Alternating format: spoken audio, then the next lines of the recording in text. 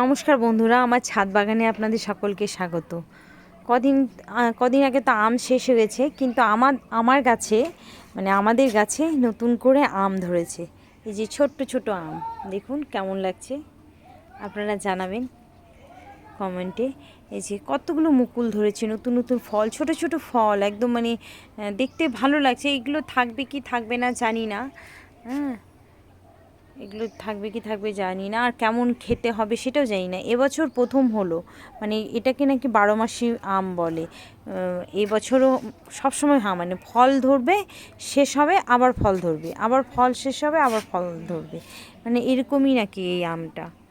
তাই বললো যে যেই নার্সারি থেকে নিয়েছিলাম সেই নার্সারি বলেছিল, নার্সারি। দেখুন কেমন লাগছে, কমেন্টে কিন্তু অবশ্যই জানাবেন কিন্তু।